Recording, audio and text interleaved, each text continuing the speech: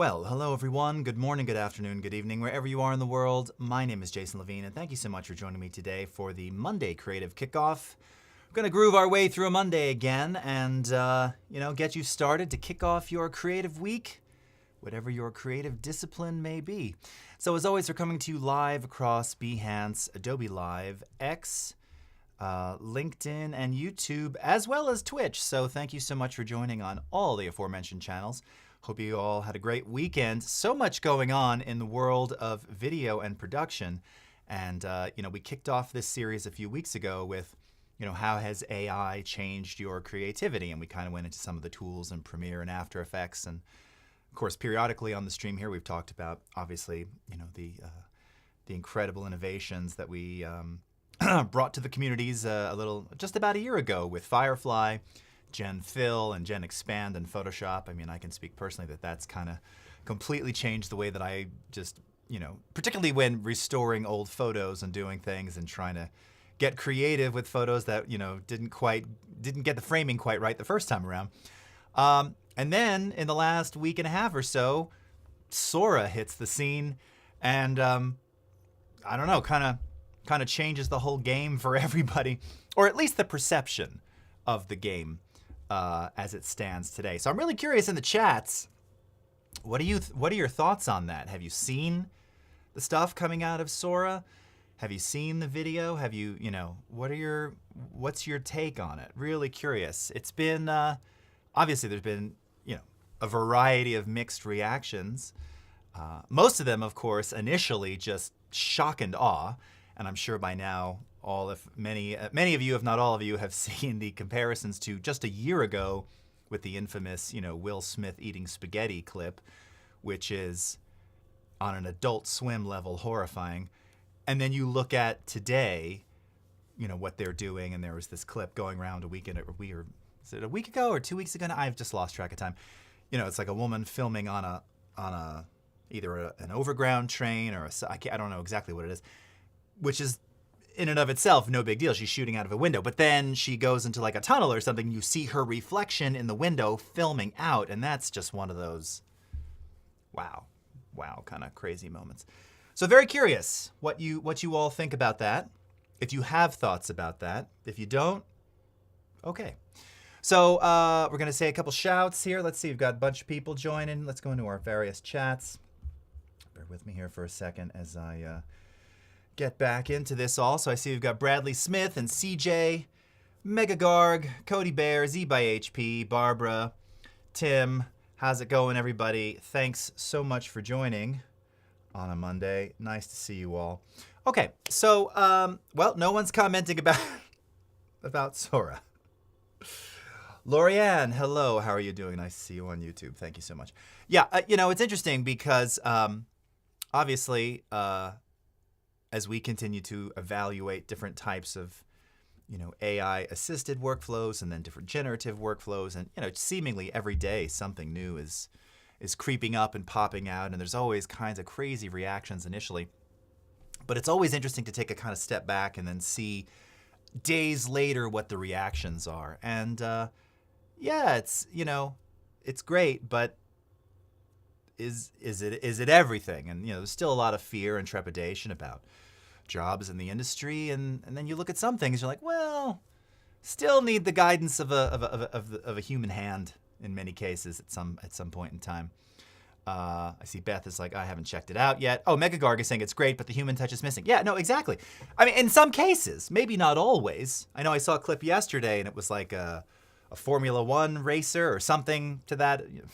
Apologies if I offended anybody who's a racing fan.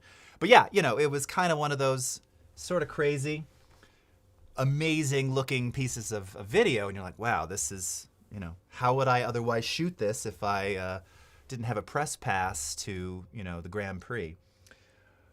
Hovannes from Armenia, nice to see you. Okay, I'm waiting for Adobe to do it responsibly. Yes, it's all about that. And that's been our mission from the beginning, right? And that's why we're part of the Content Authenticity Initiative. I know we just had one of our executives talking to the Television Academy about those very things, about, just being responsible, where the content is sourced from, and how we, use metadata and tagging and other things to, assure ownership and who's, where it was created and how it was created and with what model or engine or whatever. So, yeah, lots of things. Z by HP saying, I haven't played with Sora yet. AI was a big topic last week at the HPA Tech Retreat. Oh, I bet. I mean, it was, it was just everywhere. Katarina Jovanovic, hello, nice to see you. Audio slightly behind the video feed. Can't do much about it. Okay, so let's get into a little bit of audio editing. We'll get out of Sora talk. Victor Parr, the creative tools, tech, and tactics continue to make us all adapt and learn. Yeah, I mean, totally agree. Sora is an indicator of what is next. We will continue to see multiple tools enter the marketplace. Get ready, so many new things coming. I mean, yeah, that's it, right? It just keeps coming. So, as creative artists, it's kind of it behooves us to be inquisitive. And as I like to point out, and I was talking with my own offspring this weekend because they're obviously a bit younger and they're in the scene, and they were saying, well, what does that mean for like cartoons and filmmaking and all that kind of. We just kind of got on this very deep filmmaking discussions at Beetlejuice's house over the weekend. And I said, hey, well, listen, you like my younger son's been experimenting with time lapse. Nope. Stop motion. You like to experiment with stop motion? You like to do the thing that you're doing? Keep doing the thing that you're doing. Nothing has to change for you, It may, if you want it to, but it doesn't have to. And certainly where we are today in that video space, that's kind of the case. So I'm all open eyes and ears to it. I think it's very interesting to see where it's going to go. But obviously, as Tim mentioned, the content authenticity and safety and knowing where your stuff is coming from and how it was generated and what was used in the models, that's huge. And that's really, I think, where we as Adobe have done a really good job communicating that's really just our whole mission with generative technologies in general. Good wording, Monday morning man. Okay. Oh, glad to hear. Cody's got synced audio. Okay. So we're going to take a look at cutting up some drum loops and processing them. Why? Because, and oddly enough, as I've been watching a couple of, not just Sora, but just various AI creations over the weekend, many of which are using AI-generated music. And, as I've said ad infinitum, if that's your thing and you see a great benefit to that versus stock, if you're not a composer or whatever, yeah, it's wonderful. I will say, of all of the ones that I've heard, I should say, having heard multiples now of this sort of generated music, stylistically, well, I've heard sort of similar styles out of all of them, which is sort of a beat-based. I wouldn't say pop. It's sort of a dance style. I don't know what the categories are anymore. Modern, shake your bum music. I don't know. And it's all kind of the same. It's good. It's not bad. It's not changing the world, but it's like, yeah, if I want that sort of pulse, sure. I've heard some, trippy, slow, moody stuff. Sort of generic, but good. It'll get better. I mean, it's still kind of the beginning of that too. That's only, I think I first heard of Stable Refusion like a year ago, give or take. So they're probably about 6 months to a year behind, where like Firefly, Midjourney, all that stuff is. It's interesting, right? It's interesting, and I think it's more interesting for me personally, in the realm of sound design, sound effects, all those sorts of things. Music. On the generative side, I'm a little less personally interested, but on the sound effects side, generating, how do I get a particular kind of whoosh or a explosion or a particular kind of clanking of a metal pan sort of sound. That's interesting to me because those things are just harder to capture in general.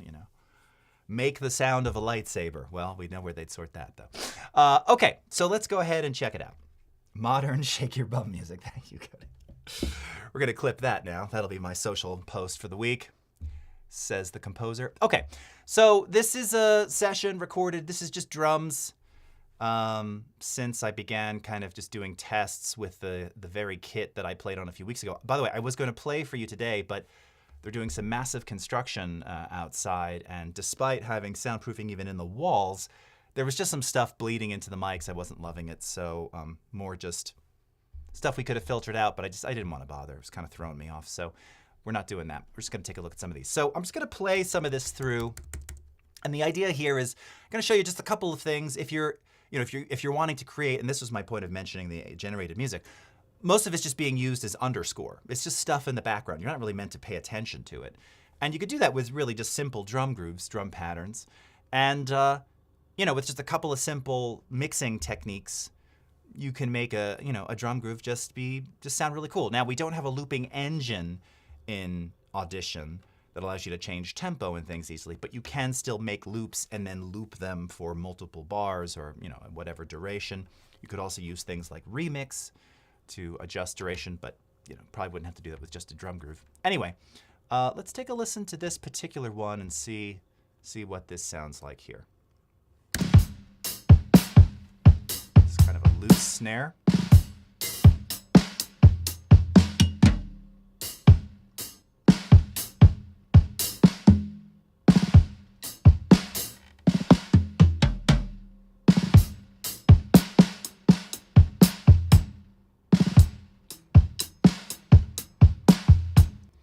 That's just kind of a nice simple beat. All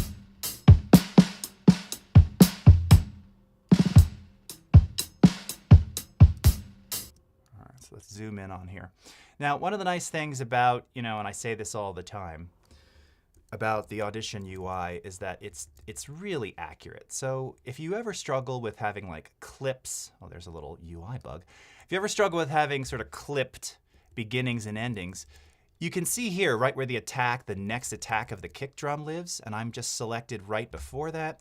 You can see there's this into the snare, right? Again, here, this is just bleed from the tom mics. But what that means is, as you saw just very quickly visually, if I play this back, we should have now a very seamless sounding loop.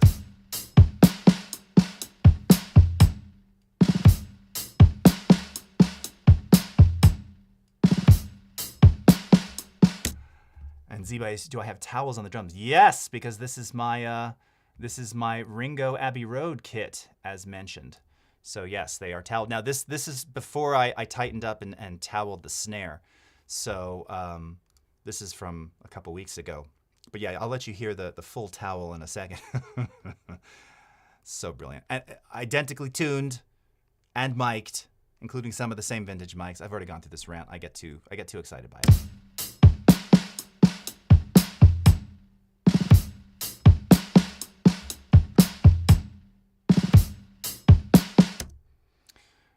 Now, I have I think it's like a little too, I'm really playing like right at the edge of the beat. So I'm gonna back this off. What is this UI bug that I'm seeing? What is this? That's really strange.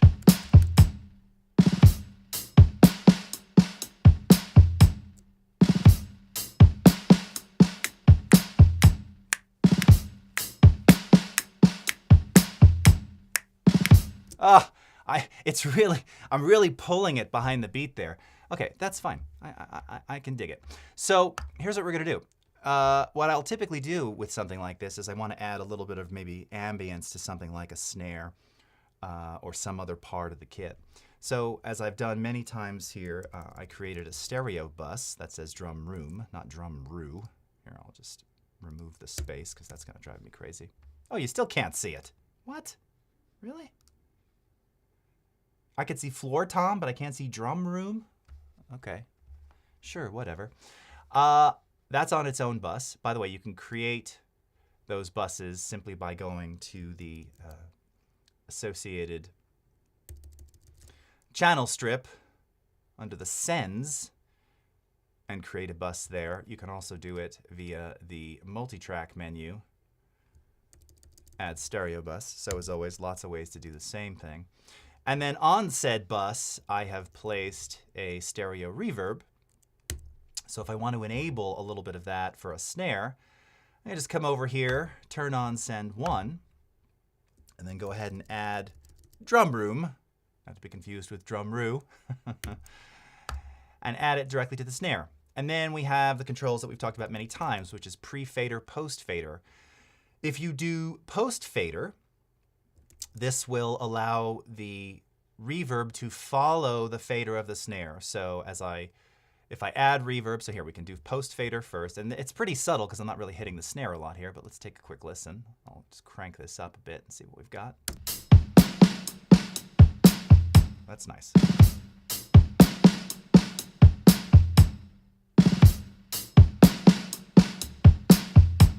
Okay, so with it post-fader, if I drag the fader down, the snare and the reverb go away. Now you're still hearing bleed from the room mics, but again, that's just bleed from the overheads.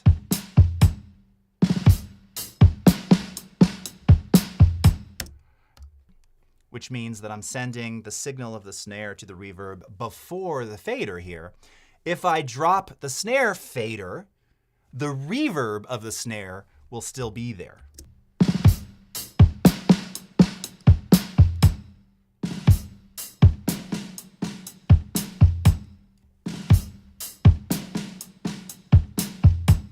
This is actually a nice way too to test kind of if the verb that you're using, and this is kind of a medium drum room, semi-reflective, if it matches kind of the tonality of the kit in general. So, you can play around with that, and if you're using like a plate reverb or an ambient type hall or something like a chamber, it doesn't always kind of work. So when you add reverb to say a snare and we're gonna put some on the toms in a minute, it kind of just lets you hear, I need something smoother with a smoother decay, or maybe it's too almost gated sounding. There's too much early reflection.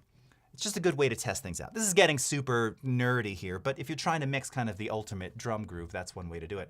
And then of course you also have under your sends, not only the level that you're sending to the reverb, so how much of that signal is going over there, but then you can pan that as well. So our snare is pretty much center. Again, because it's all mic'd stereo, it's actually slightly left of center.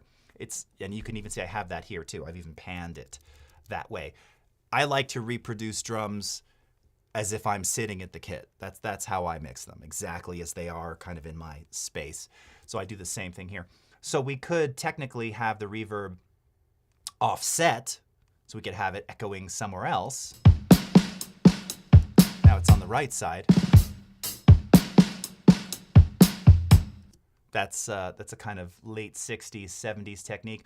Or you can just have it kind of, again, reverberating in stereo, in which case it sort of follows, well, depending upon pre-fader or post-fader, it can follow where the positioning is in your mix. So as it's pre-fader here, in this case, if we want it to just remain in the center, we leave it centered. If we want it to kind of reflect that slightly off-center, we'd want to do that here. We're talking like 3 degrees. It doesn't really matter. But just to inform you, that's where all of that is, okay? So once we've done that, and see Barbara's saying 7 different sounds. Yes, technically you could. You could add different sounds to each one of those.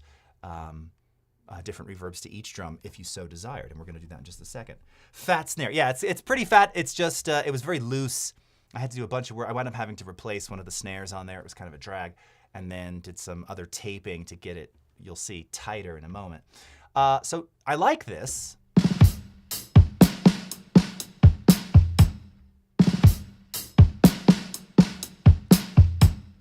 It's got a nice body to it. So with this selected like this inside of the multitrack, I can simply go export multitrack mixdown time selection. And that's the key to, creating one of these little looped bits, is I'm going to create just a timed selection. We'll call this Drum Groove 01, because surely I've never named anything that before. Stick it on the desktop, Wave PCM 48K 32-bit. Okay. And go ahead and export that. All right. And I've got a marker in here just to remind me here. So there we go, King CT.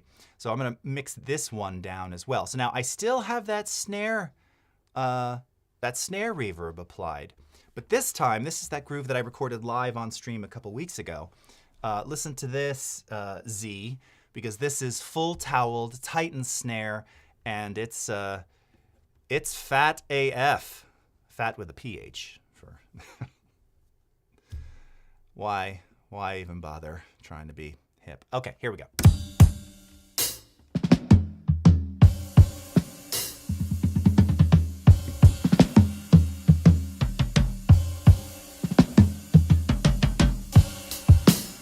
Okay, so those boom, boom, boom, boom.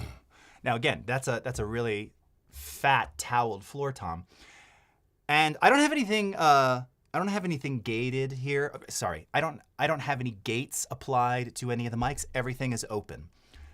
Do I typically do that? Depends, because they're toweled. There's less ring. There's still a bit of bleed, but again, from an audio perspective, if we're just looking at the level of the attack versus what's bleeding through, it's minimal, right? It's legit. It also just, again, with proper miking, and this is why I always have my phase meter up as well to ensure that I'm wonderfully in phase. I don't know why that's not, why are we not seeing that now?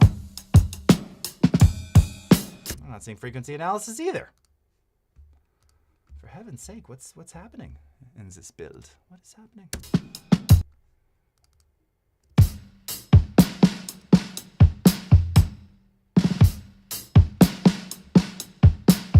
That is fat. So you can see it's really wonderfully in phase. It's very, very delayed though. By the way, I want to point out, as you scrub through, for those who are new to doing this work, if you ever want to see where some of the fundamentals of your instruments are, for instance, sort of the fat, you talk about fat snare, okay? That's a musical term here. If you look at your frequency analysis, you can see it really lives, right around 178, 180 something. Oh yeah, 188 there. That's really where that is, right? So that's kind of the fundamental fatness.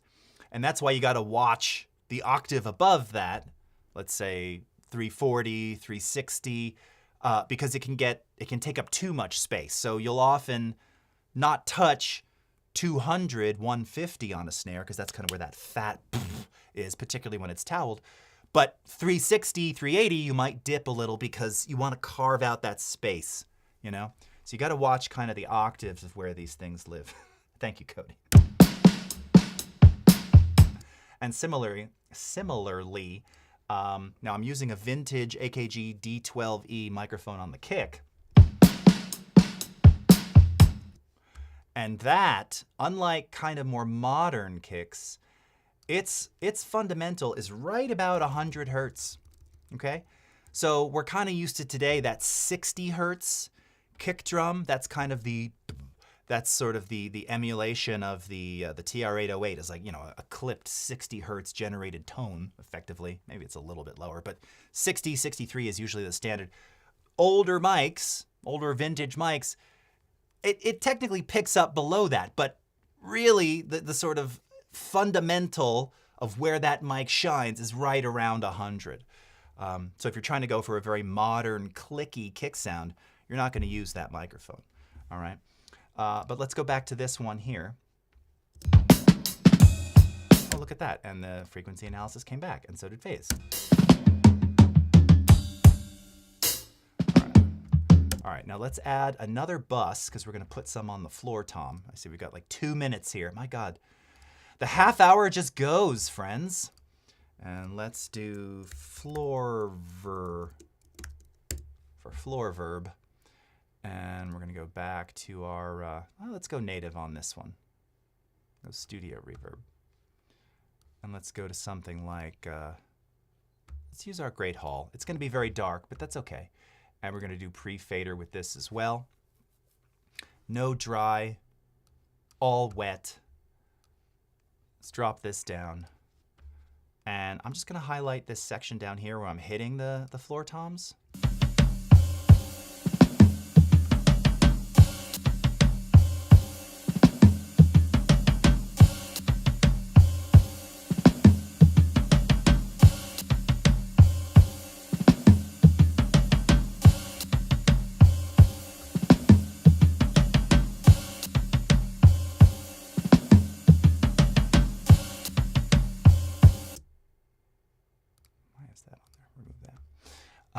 Okay, that sounds pretty good. Maybe we'll actually place that too over there.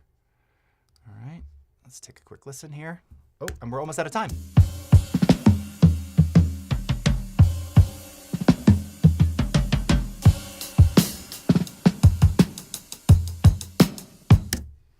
And that's all the time we have, friends. Making some grooves, mixing them down. So much more to say, so much more to do. I almost just quoted, anyway. Smash Mouth. Okay, have a great rest of your morning, afternoon, evening, wherever you are in the world. Enjoy the rest of your creative Monday, and we'll see you in 2 weeks. Take care, everybody. Bye-bye.